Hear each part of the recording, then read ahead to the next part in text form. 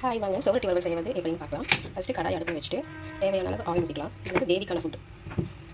First சுவரொட்டி வந்து நான் வேக வச்சு தண்ணி எடுத்துட்டு இந்த மாதிரி கட் பண்ணி வச்சிருக்கேன். தேவையான பொருள் பார்த்தீங்கன்னா வெங்காயம், தக்காளி, இஞ்சி பூண்டு, கருவேப்பிலை, பச்சை மிளகா வந்து பேபிக்குங்கிறதுனால நான் பண்ணிட்டேன் 2 இயர்ஸ் பேபி.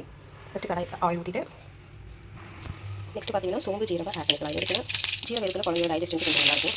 கருவேப்பிலை, இஞ்சி பூண்டு இந்த சத்து என்னன்னா இந்த சுவரொட்டி நல்லா ஆட் நெக்ஸ்ட்டு ஆனியன் போட்டுக்கலாம். ஆனியன் போட்டு நல்லா கோல்டன் ப்ரௌன் வரைக்கும் ஃப்ரை பண்ணிக்கலாம்.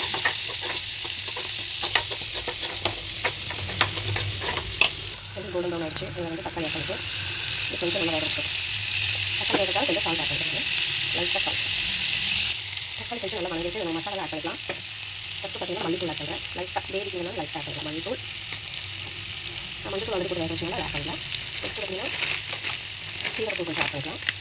சீரகப்பூ நெக்ஸ்ட்டு சிக்கன் மசாலா லைட்டாக கரம் மசாலா மாதிரி லைட்டாக ஆட் பண்ணிட்டு பார்த்து பார்த்தீங்கன்னா மிளகா போட்டு லைட்டாக தான் போட்டு லைட்டாக கிரேவிங்கன்னா கொஞ்சம் லைட்டாக ஆட் பண்ணிக்கலாம். நெக்ஸ்ட்டு மசாலா வந்து வளர்த்து ஒரு பச்சை வாசம் போட்டு நான் வந்து இந்த சுவரொட்டி வேக வச்ச தண்ணி வந்து எடுத்து வச்சுருக்கேன். அதெல்லாம் ஆட் பண்ணிக்கலாம்.